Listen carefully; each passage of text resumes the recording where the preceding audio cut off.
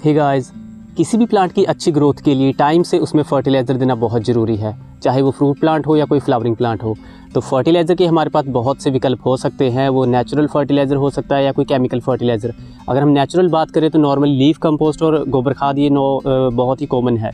तो आमतौर पर आपने देखा होगा ज़्यादातर हम गोबर खाद ही यूज़ करते हैं प्लांट में, लेकिन इसके अलावा देखिए हमें हमेशा जो है फर्टिलाइज़र बदल कर ही डालना चाहिए प्लांट में, ताकि उसको माइक्रो न्यूट्रिएंट अच्छे से मिल सके। तो ऐसे में लीफ कंपोस्ट बहुत ही अच्छा एक विकल्प है। सबसे ज़्यादा कुदरत में भी लीफ कंपोस्ट का ही यूज़ किया जाता है। अगर हम बात करें दुनिया के सबसे बड़े जंगल की, जो कि अमेज़न जंगल है, और आपके आसपास जितने भी जंगली प्लांट हैं उनमें कोई भी फर्टिलाइज़र नहीं डालता।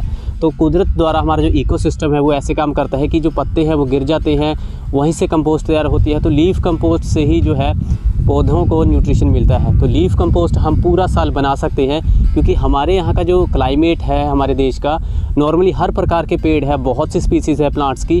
तो पूरा साल जो है पतझड़ चलता रहता है उनका, हर मौसम में किसी न किसी प्लांट के पत्ते गिरते रहते हैं। तो हमारे पास ये ऑप्शन है कि हम पूरा साल कभी भी लीफ कंपोस्ट बड़ी आसानी से घर में बना सकते हैं। तो लीफ कंपोस्ट को सही तरीके से कैसे बनाएं, चलिए देखते हैं। तो लीफ कंपोस्ट बनाने के लिए यहाँ पे हम इस पॉट का यूज़ करेंगे, और वैसे तो हम बड़े लेवल पे हमने एक यूनिट बनाई हुई है, वहीं पे हम कंपोस्ट बनाते हैं, लेकिन घर पे आप बड़ी आसानी से किसी ऐसे पॉट में कंपोस्ट बना सकते हो। तो यहाँ पे बहुत ही सिंपल है। सबसे पहले आपको कुछ सूखी पत्तियाँ डालनी है। आप वैरायटी डाल सकते हो अलग अलग पत्तियों की, तो वो ज़्यादा अच्छी खाद बनेगी। तो यहाँ पे इन पत्तियों में आपको थोड़ी सी हरी पत्तियाँ भी डालनी है, थोड़ा सा हरा घास डालना है, क्योंकि CN रेशो का भी हमें थोड़ा ध्यान रखना है। हालांकि इसके बिना भी हमारी खाद बन जाएगी, लेकिन यह एक सही तरीका होगा। तो सूखी पत्तियों के साथ थोड़ी सी हरी पत्तियों की एक परत बिछाने के बाद आपको पुराना बनाया हुआ लीफ कंपोस्ट डालना है। तो ऐसे में इसमें माइक्रो ऑर्गेनिजम्स की मात्रा होती है और कंपोस्ट बनाने में जो है काफ़ी ज़्यादा मददगार होते हैं। इसके अलावा आपको साथ के साथ पानी का छिड़काव करना है और फिर से इसमें पत्ते ऐड करने हैं। सो गाइस, ये है दिसंबर की 1 तारीख और ये पिछले साल का अपडेट है, और ये कंपोस्ट बनाना काफ़ी आसान है। तो यहाँ पे देखेंगे कि कितना टाइम लगता है। तो सिंपली यहाँ पे देखिए, इस बड़े पॉट में हमने पत्ते डाले हैं, सूखे पत्ते और हरे पत्ते हमने दोनों ही मिक्स कर लिए हैं, और इसमें हम हरी घास नहीं डालेंगे। तो सूखे पत्ते डालने के बाद, थोड़े से हरे पत्ते डालने के बाद आपको पुराना जो है कंपोस्ट डालना है, ताकि माइक्रो ऑर्गेनिज्म की जो एक्टिविटी है वो अच्छे से हो और खाद जल्दी बने। तो बस यही प्रक्रिया हमें करते रहना है, और एट लास्ट पूरा भरने के बाद आप इसमें कंपोस्ट डाल दीजिए, और एक बार अच्छे से इसमें पानी डालना है। तो मौसम के अकॉर्डिंग आप इसकी हल्की नमी बनाए रखें। तो हमने जनवरी फरवरी के दौरान इसमें लगभग 10 दिन में एक बार पानी का छिड़काव किया था, हल्का छिड़काव। तो अगर आपके पास पुराना कंपोस्ट नहीं है तो आप मिट्टी भी इनमें डाल सकते हो, कोई प्रॉब्लम नहीं है। तो यहाँ पे हमारा ये बॉक्स तकरीबन भर गया है, और इसको पूरा भरने के बाद कंपोस्ट डाल के आप एक बार अच्छे से इसमें पानी डाल दीजिए।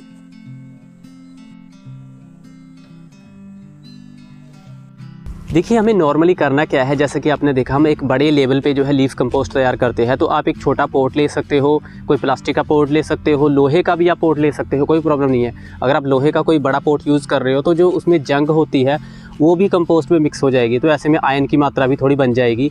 तो प्रॉब्लम ये होगी कि आपका जो वो पॉट है वो ज़्यादा टाइम तक नहीं चलेगा। तो देखिए, हमने यहाँ पे क्या किया कि सूखे पत्ते हमने डाले, उसमें थोड़े हरे पत्ते भी डाले। तो ऐसे में नाइट्रोजन और कार्बन की जो मात्रा है उसका एक बैलेंस बनाना काफ़ी ज़रूरी है। इसमें होता क्या है कि जो माइक्रो ऑर्गेनिजम्स होते हैं उनके फंक्शन की जो एक्टिविटी होती है वो सही तरीके से होती है। तो मतलब आप समझ लीजिए कि अगर हम कार्बन और नाइट्रोजन की मात्रा सही रखेंगे तो अच्छे से रेस्पिरेशन होगा, और हमारी जो खाद है वो बहुत जल्दी बनेगी, अच्छी बनेगी, और माइक्रो ऑर्गेनिज्म का जो फंक्शन है उसमें भी कोई ज़्यादा रुकावट नहीं आएगी। तो ऐसे में नॉर्मली करना क्या है, अगर आपके पास पुराना कंपोस्ट है तो जैसे आपने एक परत पत्तों की बिछा दी, तो पुराने कंपोस्ट हल्का सा उस पर आपने छिड़काव करना है। उसके बाद आप फिर से पत्तों की परत बिछा दीजिए और फिर कंपोस्ट डालिए, फिर आपको थोड़ा पानी का छिड़काव करना है, और बीच बीच में हरे पत्ते आपको उसमें डालने हैं। और नॉर्मली एक चीज़ आप ध्यान रखें कि अगर आप प्लांट्स यूज़ कर रहे हो, घास यूज़ कर रहे हो, हरी घास, तो उसकी जड़ें और उसमें जो बीज है वो उसमें ना डालें, क्योंकि होगा क्या कि वो बीज आपके कंपोस्ट में मिल जाएंगे, और जब आप उस कंपोस्ट को अपने प्लांट्स में डालोगे तो उन जो वीड्स है उसकी ग्रोथ हो जाएगी। तो इस चीज़ का आप थोड़ा स्पेशल ध्यान रखें। तो आप हरे पत्ते डाल सकते हो, कोई हरी घास डाल सकते हो। तो नॉर्मली आपको करना क्या है, नाइट्रोजन के लिए जो हम हरे पत्ते वगैरह डालते हैं उसकी मात्रा आपको थोड़ी कम ही रखनी है, जैसे कि आपने देखा। तो एग्जांपल के लिए आप ले सकते हो कि जैसे मान के चलिए 2 या 3 हिस्से आप सूखे पत्तों का ले रहे हो, तो एक हिस्सा आप हरी घास का ले सकते हो या हरे पत्तों का ले सकते हो। आज है मार्च की 10 तारीख और आप देखिए अपडेट, हमने जितने भी इसमें पत्ते डाले थे वो तकरीबन डिकम्पोज हो चुके हैं। और यहाँ पे हमने दोबारा फिर से इसमें कोई भी पत्ते नहीं डाले, एक ही बार में हमने इसमें इसको पत्तों से भर दिया था, तो ये पूरा दब गया है। बहुत कम जो है कंपोस्ट बनता है, तो यहाँ पे तकरीबन हमारा कंपोस्ट तैयार है। आप बस हल्का पानी का छिड़काव करते रहें और अभी तकरीबन 1 महीने का टाइम थोड़ा और लगेगा।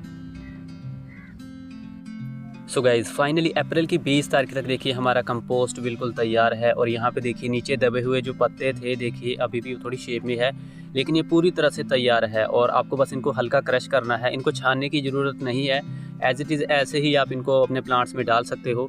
तो यहाँ पे देखिए लगभग 4 महीने का टाइम लगा क्योंकि सर्दियों का टाइम था और हमारा कंपोस्ट तैयार है। So guys leaf compost fertiliser हमारा यहाँ पे बिल्कुल तैयार है और अब हम इनको अपने प्लांट्स में डाल सकते हैं। तो यह एक 100% नेचुरल फर्टिलाइज़र है और इनमें बहुत सारे न्यूट्रिशन होते हैं जो कि प्लांट्स के लिए बहुत ही ज़रूरी है। तो यहाँ पे देखिए हमने एक यूनिट बनाई हुई है लीफ कंपोस्ट की, और कभी कभी हमने इसमें जो है इससे पहले 1-2 बार हमने वर्मी कंपोस्ट का भी इसमें तैयार किया था। लेकिन अगर आप केंचुआ खाद बना रहे हो तो केंचुए वगैरह आपको छानने पड़ेंगे। तो लीफ कंपोस्ट है यहाँ पे देखिए, तो सिंपल तरीका है, पत्ते डाल दीजिए। पुराना कंपोस्ट है उसका हल्का छिड़काव कीजिए, पानी का छिड़काव करना है। और यहाँ पे आप जो सेक्शन देख रहे हो इसमें हम जो हरी घास है वो 2 बार बिछाते हैं, एक तो मिडल में और एक बिल्कुल ऊपर।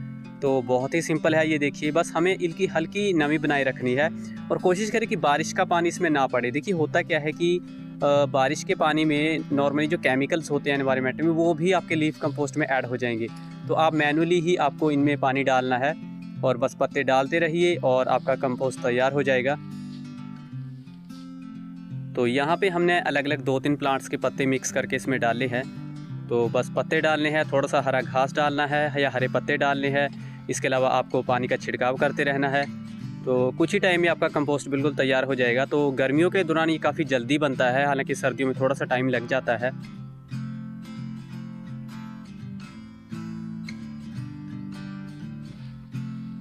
सो गाइस फर्टिलाइज़र की हमारे पास बहुत सारी ऑप्शन है, लेकिन कभी भी हमें सेम एक जैसा ही फर्टिलाइज़र प्लांट्स में नहीं डालना चाहिए। हमें फर्टिलाइज़र हमेशा बदल कर डालना है ताकि प्लांट्स को माइक्रो न्यूट्रिएंट भी पर्याप्त मात्रा में मिलते रहें। तो जैसा कि आपने देखा कि लीफ कंपोस्ट बनाना काफ़ी आसान है, घर पे आप बड़ी आसानी से लीफ कंपोस्ट बना सकते हो। तो बस आप इस चीज़ को एक बार ज़रूर ट्राई करें और लगातार टाइम टू टाइम आपको कंपोस्ट बनाते रहना है। तो इसमें थोड़ा टाइम लगता है, लेकिन अगर आप लगातार इसको बना रहे हो तो आपके पास कंपोस्ट की कमी नहीं होगी। तो कंपोस्ट के बारे में अगर आपका फिर भी कोई क्वेश्चन हो तो मुझे कमेंट बॉक्स में ज़रूर बताएं और वीडियो को लाइक और चैनल को सब्सक्राइब ज़रूर करें। और मिलते हैं नेक्स्ट वीडियो में। धन्यवाद।